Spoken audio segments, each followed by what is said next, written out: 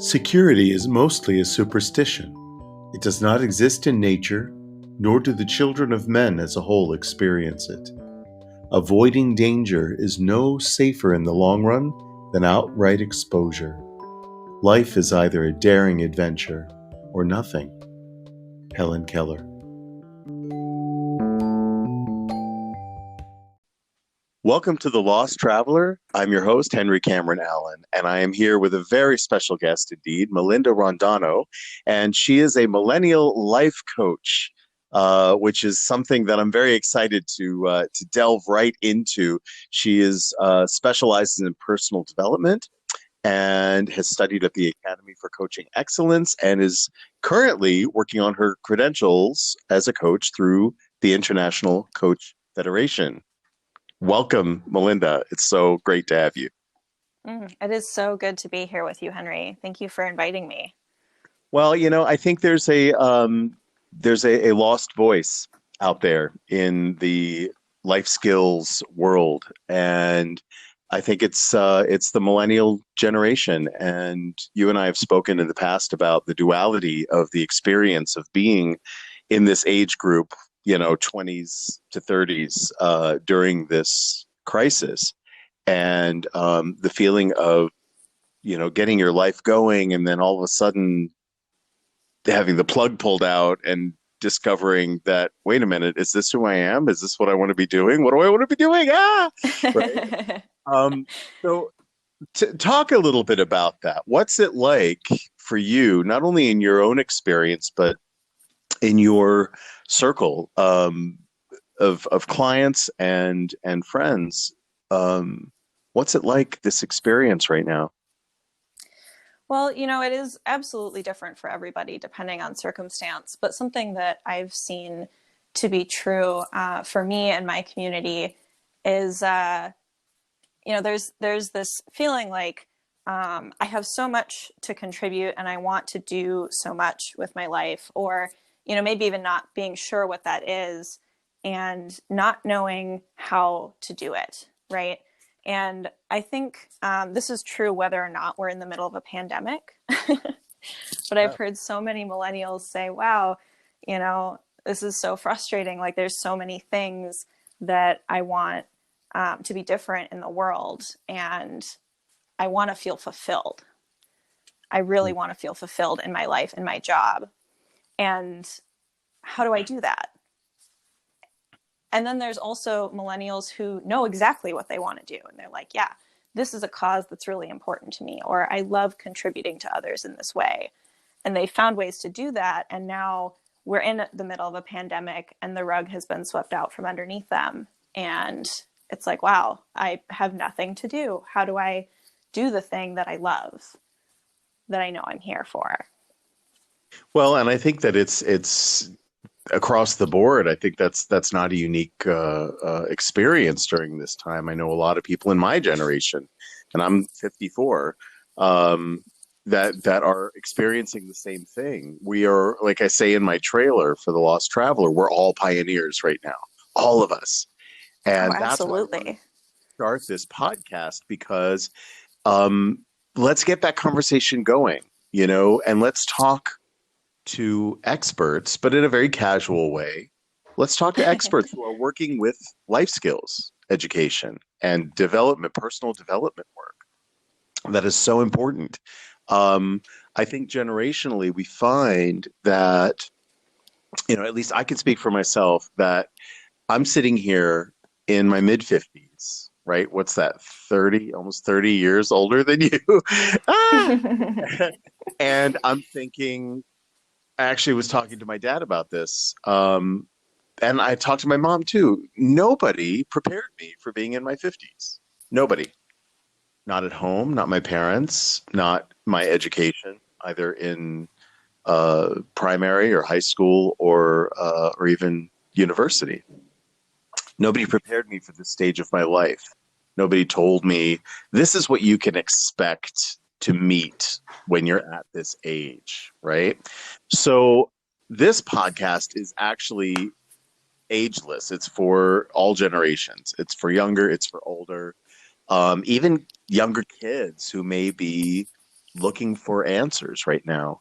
Um, how do we form this into uh, that message? You know, here are some skills that you can take away from this conversation um, that can help prepare you for not only meeting your 20s and your 30s, but also an uncertain future. I think Right. that we've been bombarded with images of post-apocalyptic disaster in movies, TV shows, right? And even video games, right? And and so how do we skirt that? How do we navigate that? How do you navigate? Well, I'm so glad that you brought up that you don't feel like you were prepared for the age that you are, because it's good to know that that doesn't change, because that's how I felt as soon as I turned 20. I was like, oh, wait, nobody told me it would be like this. And that is a universal experience across the board. And I think um, there's kind of a way of engaging with ourselves that can support us to have ease around that, around moving into new uncertain times, regardless of whether it's because there's a pandemic or because we're getting out of high school and all of a sudden have to go have a job or go to college, or life is always changing around us, and we are always changing. And whenever there's change in our environment, our brains go nuts. True. They say, hold up, what are you doing here? This is not what I signed up for. And that's actually, that part of our brain is something that has evolved evolutionarily. When we were cave people, the ones who survived were the ones who, when they walked out of the cave to get food, before they looked for food, they looked for danger. And our brains Hmm. do that too. So anytime there's change, our brains are saying, okay, what's the danger here? What do I need to look out for?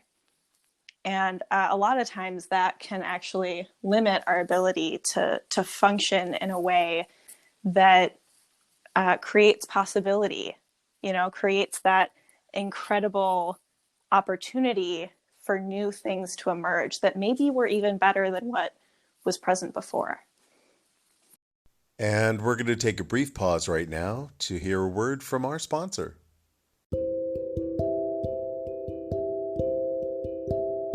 Introducing the newest member of the Vox Life family. REM Patch with OST, optimized sleep technology, balances your REM and deep sleep stages to encourage rejuvenation of the mind and body. No drugs, no hangover, just a great night's sleep. Visit dianedinkmeyer.voxlife.com for information. That's dianedinkmeyer.voxlife.com. All Vox Life products are available in the UK, Canada, and the USA.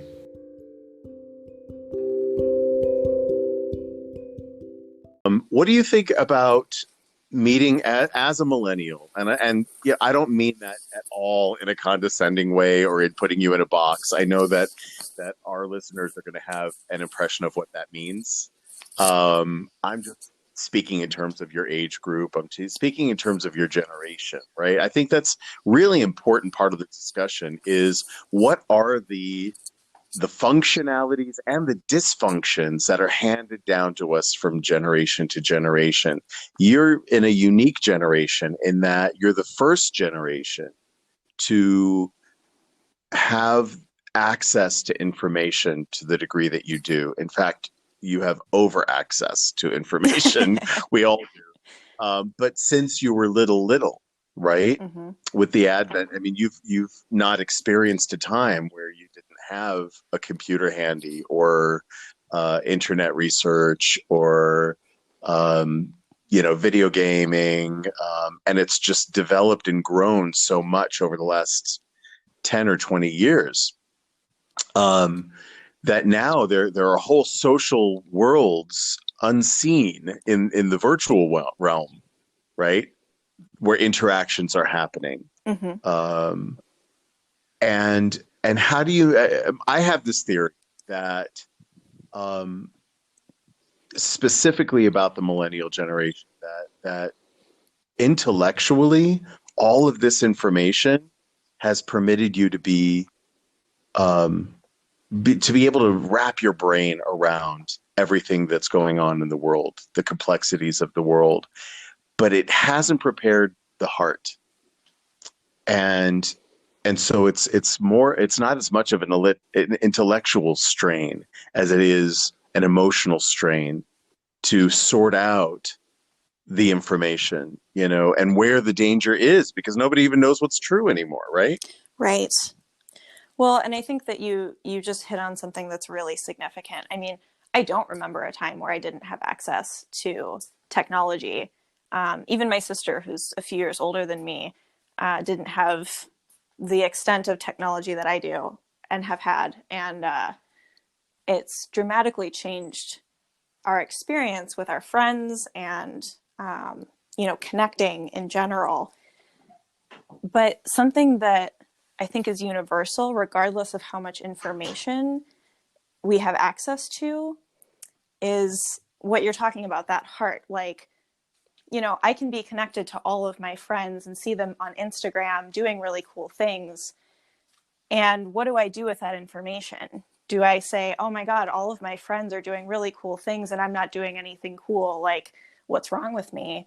Or am I inspired by their creativity and say, wow, that's amazing. I want to go out and do something like that. How can I make it happen? Is there a degree of competition in that, do you think? In social media? Yeah, I mean, in people seeing their friends on Instagram or wherever, and um, trying to outdo one another in a way. Sure, sure.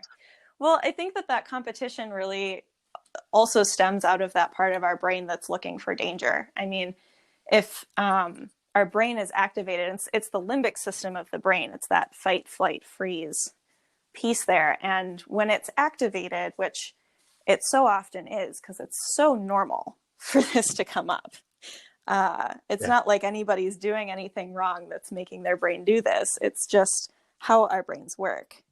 And so our brain's reflex is to say, oh, I need to compete with all of these people so that I am one up, so that I am successful and I can survive, right? It's that Mm. survival instinct that kicks in. But when we're in that survival mode, we tend to behave in ways that aren't who we really are, that don't demonstrate what we have to contribute, that don't demonstrate that what we really want is support and to support each other. And Mm. there can be a lot of one-upmanship that happens, especially in social media, because when you're looking at like Instagram or Facebook, the whole story isn't being told. It's an image of somebody in the coolest moment of that experience, with their sunglasses on and doing a cool pose or whatever. It's not all encompassing. And Right. our brains they will jump on that. They love it. They eat it up and they tell us that we're doing everything wrong because of it. Well, and you hit a great point too. Nobody talked to my generation about anxiety or depression being normal. And it's an important message that you stated, that these feelings are part of the human experience.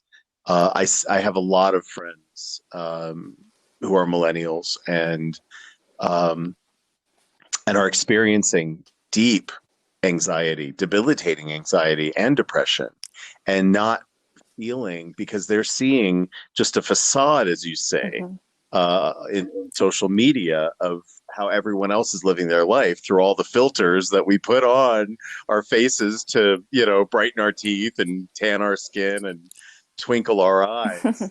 Um, and we measure, don't we, now? I think, and again, this isn't just a millennial issue. This is my generation too. Mm-hmm. We measure ourselves by the facade that we're seeing. And right now we have a very unique time in history that nobody has any idea what's going to happen even a week from now. right? Um, and how do we get around not just millennials, but all of us? How do we get around this polished facade world that we're limited to right now?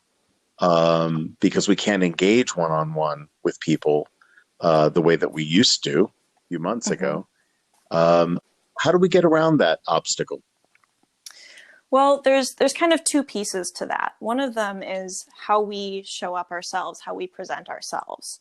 I am a deep lover of Brene Brown's work on vulnerability, and she really demonstrates, and both through her work and how she shows up, the power and significance of being authentic and sharing the nitty gritty that isn't polished and perfect, and how much connection that creates. The other piece to it is how we receive other people, right? And that is where our brains go crazy, is when we're taking in information and we're making it mean something either about us or the world or other people, because our brain is activated. It's not our fault. It's not anything we're doing wrong. It's just what is. When we're Yeah. in that's it's kind of like a spiral. I tend to feel it as like spiraling out, and I see one thing and then it is connected to this other thing, and then all of a sudden I'm looking at all of these things that I'm doing wrong, and clearly I'm just a horrible person. Right? I think we've all had that You know experience. you're not, Of right? course not, because that's not how reality works. That's just what my brain is doing. But if you can Somewhere, notice somewhere was that, what. yeah. Was that seed planted somewhere though? Do you think? And this is part of the life skills conversation. Do you think that seed of self-doubt was somewhere planted in your foundation that somehow clings on or takes root? It's like that. Um, I hate to use the word weed because I think all plants are valuable, and Mm-hmm. and but some weeds are medicinal. Um, how do you explain the root of that? Because when you're in that downward spiral, there's always a base, right? My grandmother used to say, when you hit bottom, there's only one way to go, and that's up, right? Um, how do you find the root of it so that you can address it and start the journey back up out of that? you know there's two ways to kind of look at it. One of them is from that, let's find the root cause of this and take care of that and then work our way up, which that's something that a lot of healers can help with, and therapy is really great for. And there's another way to approach it as well, and not to say that, I mean, if therapy is needed, go do that, great, awesome. But there's another way that we can approach it just for ourselves that is less about the why. Like, it's not why is this happening? It's what can I do to change my experience around this right now? Because when we get into why, sometimes why is really important, and sometimes why turns into analysis of ourselves. And have you ever heard the term like analysis paralysis? Yes. Yes, totally. So this is something that I see a lot of people getting caught in, is just stuck in analyzing themselves and why they did the thing and why the other person did the thing, and then no motion is happening. There's no action. And what I think is really important when we're talking about people demonstrating what's really important to them, what they're here to do, and showing up the way that they want to be, is not getting into that why, but shifting our attention from that conversation that's happening in our brains of I'm not good enough, they're so much smarter, prettier, better, whatever than me, to what am I really here for? What's important to me about this? Because that brain cycle kicks in way stronger when something's really important. The louder that voice in your head is, the more important the thing is to you. And if you can tap into what it is that's so important that that fight, flight, freeze response is kicking in, then you can see what to do next that's in line with that, as opposed to in line with your brain instinct. Another way to say that might be to find where that deep passion in your soul meets a great need in the world. Totally. Yeah, that's a great way of right? putting that. Because really, we all have this innate desire to contribute to others. And how that shows up for us is going to be very different. But that's kind of at our core, right? What we're here to do is at our core, whether we know what it is or not. Do you think that that impulse has changed now with this lockdown, with this experience, this The crisis? impulse to contribute? Mm-hmm. I think that people are seeing contribution differently than they have. And this may not be all people, but something that I'm seeing from the people who I've talked to is they're seeing what used to be important and what now, given the restrictions and the changing culture, is truly important. You know, like, is a deadline really important? No, probably not. Not Mm-hmm. now that we're missing each other and we miss our families, we miss our friends. And, you know, I had a friend the other day send me a text message just to tell me that she appreciated a Facebook post that I had made because it brightened up her Facebook wall. And I've been seeing that more and more of the people in my community just reaching out to say one piece of gratitude or to check in and say, hey, I haven't heard from you and I miss you. How are you? And even just those simple acts of kindness and support and generosity are a contribution that we can all make right now. I think I've been seeing people making that effort and making that shift. Yeah, I have too. You know, it's really interesting. I have, I grew up all over the world, and when you grow up the way that I did, your school chums growing up, you know, somebody or you may only be there for a year or two, and then you move on to another country if you're in the diplomatic or military services. And so you don't have the kind of lifelong connections that people do when you've lived in one place your whole life. Um, but with social media, we start even now in our 50s, we're finding one another again, and we're reaching out to one another, and we're connecting in ways that we could never, even 3 months ago, would have never thought to. I think that's a very unique and positive outcome of this particular challenge in our I time. totally agree. That's And so amazing. I'm seeing it on a global scale, and I'm seeing it on a local scale, micro and macro, both. Yeah, totally. That's incredible that you're having that experience with this community who you had lost touch with and are now able to reconnect with. And I think that's something really significant about this time is like we can focus on how challenging it is, and that can be a point of connection. And we can also look for what is this time bringing us that's an opportunity for things to be different than they have been.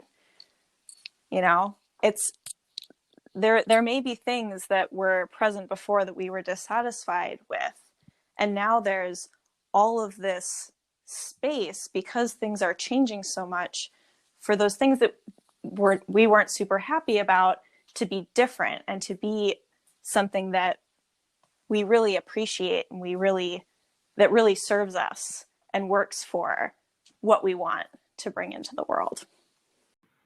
And we'll be right back right after this.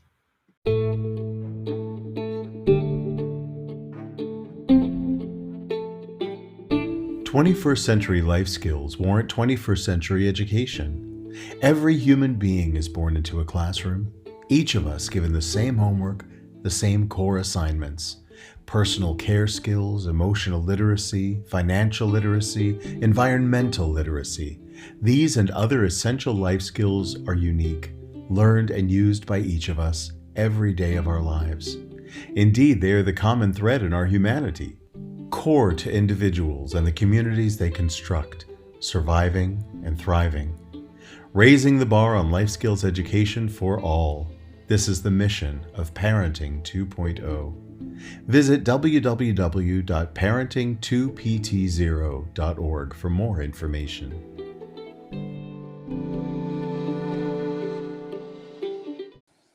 And what are some practical tools, do you think, that somebody who's listening, who may be in their teens or their 20s or 30s, and going through this experience of trying to figure out a new way to meet the world? Because you're right, the way you present yourself is the way the world perceives you. And so all the cards are in your hands. All the power is in your hands. What are some actual tools that a young person can engage to make that shift, to make that jump? I'm so glad you asked that. So the first thing that I'll say is probably the most powerful tool that we have is willingness. If we are willing to look at what we might be doing that's contributing to our experience and willing to do things differently, there is room for change. The second thing that I think is really powerful is noticing what comes up when we get in these moments of frustration and fear. A lot of times we don't even necessarily identify that that part of our brain has turned on and we're experiencing that fight, flight, freeze. So noticing, am I feeling frustrated? Am I feeling anxiety in any way? Typically, the pathway of feelings goes frustration, resignation, cynicism, depending on how long it's been since we've addressed the initial discontinuity between who we really are and how we're demonstrating ourselves to be, right? So if we're experiencing any of those feelings, it can be an opportunity to take a look at what is the conversation happening in my head that is creating this experience right now. Am I blaming other people for something? Am I trying to make myself right and other people wrong? Not that I'm trying to do this, but my brain is trying to do this because it's trying to keep me safe, right? So noticing what your brain is doing and recognizing that it is not you, that you are the creature that wants to contribute and is this big, warm, whole heart. And getting in touch with that again and separating out when you look at the conversation that's happening in your brain, you can hold it out in front of you and say, okay, is that what I want to be paying attention to? Or is there something that's more interesting to me? Right. Well, you're right. It's willing, it's feeling, and it's thinking. It's those three key components to our human experience, our uniquely human experience, right? I don't think my dog experiences it the same way, or a sparrow or a butterfly. I think we experience these things in a very unique way. One of the tricks that I have worked with my clients on is to take all of these feelings, because we tend to ascribe these feelings to our own personal self, right? With a capital S. We say, I'm angry, I'm sad, I'm depressed, I'm anxious, right? Oh, hello, I'm Henry. Nice to meet you. Right? We use them as descriptors and we ascribe value, personal value, to these adjectives, right? But if we can transform these adjectives into nouns and say, I'm Henry Cameron and I struggle with anxiety, or I'm Henry Cameron and I have depression from time to time, Mm-hmm. right? Um, and turn those adjectives into nouns. A noun is something you can handle. Yes. An adjective you can't touch, right? But a noun you can touch. You can hold it. You can transform it. Yeah, absolutely. I mean, that's like the I difference think that's between, I another mean, good we can put trick. it into a really silly context and say, I am scoliosis, right? Right. I have Right. scoliosis, is what's true. And there are some things that I have to do differently in my life because I have scoliosis. And it is something that I navigate around. It is not who I am. And so I'm so glad that you brought up that difference between having something be a descriptor of who we are, right? I am not a I am not depression, but I maybe have it and manage it, right? I am not Right. anxiety, but I maybe have it and manage it. That's a Right. really powerful distinction. I think that's very, very key, especially for those younger folks who are struggling without the tools yet, right, in their kit to be able to meet this time, which can certainly be a trigger for anxiety and depression and anger, um, all of those things. Maybe not trigger scoliosis, but it, other health Mm-hmm. issues, certainly, right? We may not be eating as healthy as we could, um, in this isolation. I hear a lot of people talking about nutrition right now and saying, "Oh, I'm gaining so much weight and COVID carbs and all this stuff." But then there are people who are taking this opportunity to Mm-hmm. get healthy, to really start focusing in on their physical body and optimizing it to meet the other side of this disease, to strengthen their immune Mm-hmm. systems. We know now that mental health originates in the gut.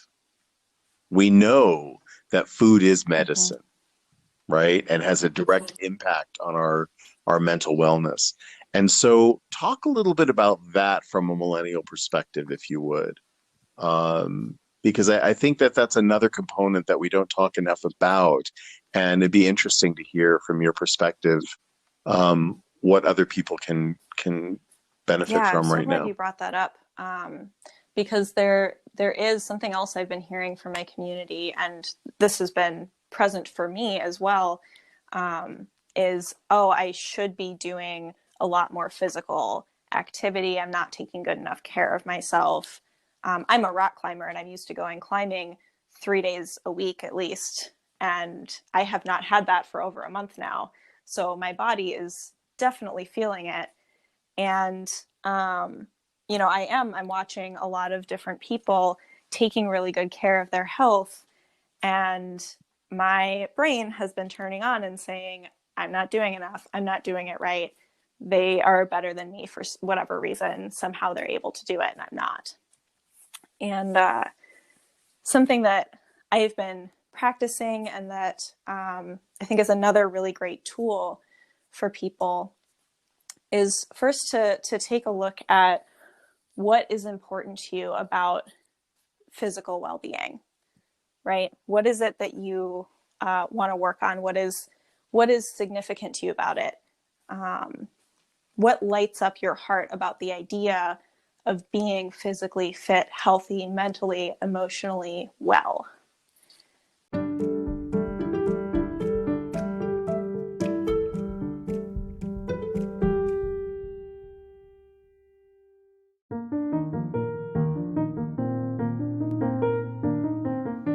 Your generous sponsorship and individual support of the Lost Traveler podcast benefits the Lost Travelers Club, a charitable project under the fiscal sponsorship of United Charitable, a nonprofit 501c3 organization. The Lost Travelers Club focuses primarily on the needs of parents who have outlived their beloved children. We recently launched our new Brain Candy Project wing, providing art supplies to children still struggling with critical or terminal health-related conditions. We hope to raise enough funds to launch Brain Candy, an arts and literature magazine created by and for these young people. Find out more at www.braincandy.online. Thank you.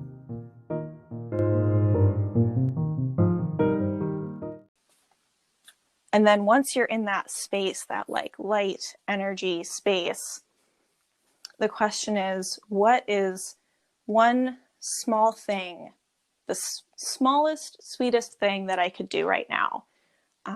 This is especially true if you're talking about somebody who's dealing with anxiety around not doing enough or having trouble getting on the yoga mat or getting outside to do physical activity. It's like, okay, well, you don't have to be doing yoga every single day and, going running 3 times a week right off the bat. The difference between no action and a little bit of action is a world of difference.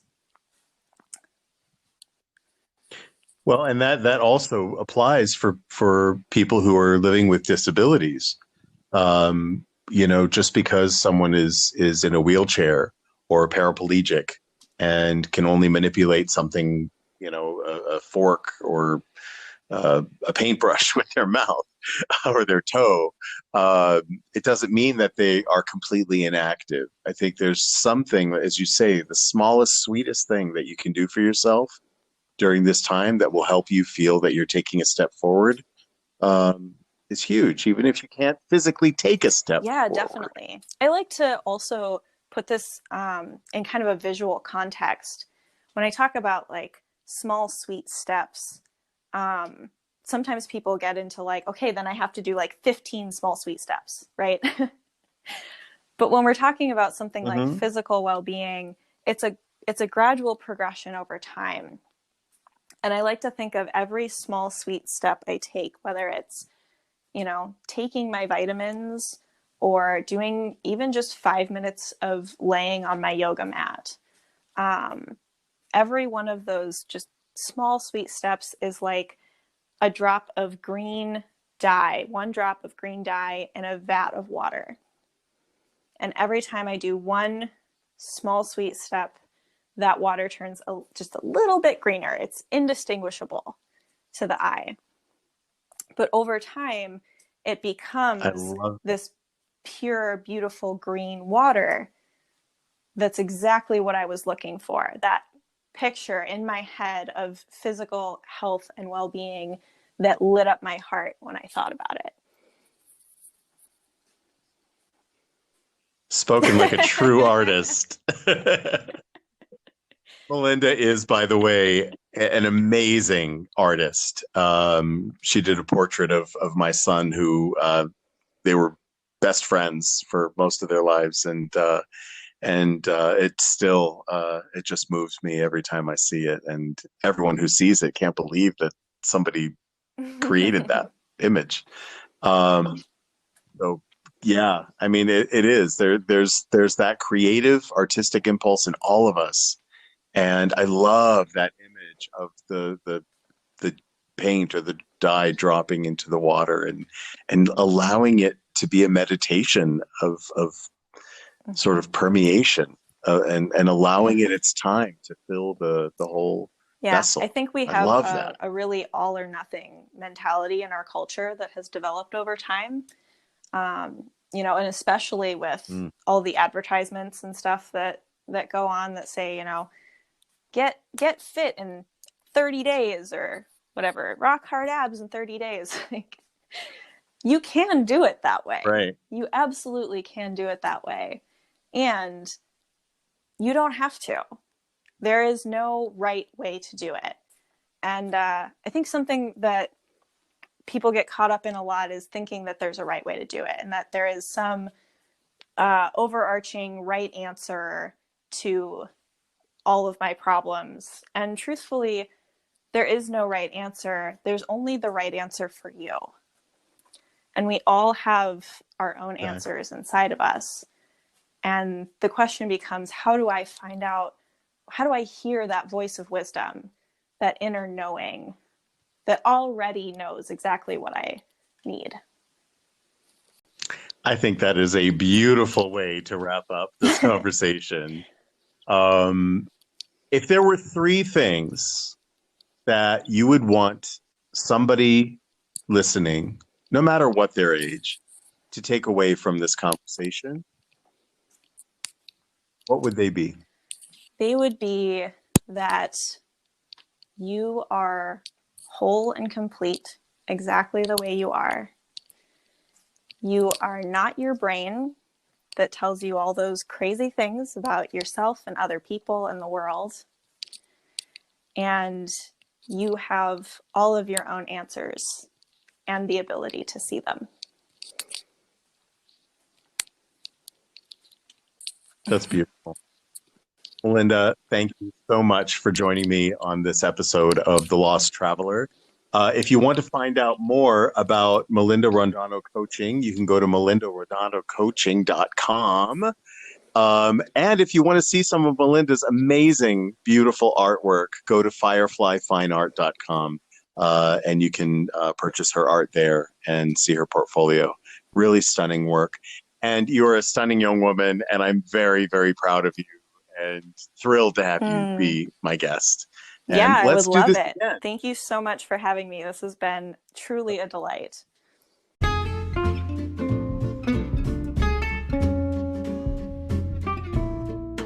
You've been listening to The Lost Traveler with Henry Cameron Allen. For more information, please visit www.henryallen.org. Thanks so much for tuning in, and let's all keep striving for a better world.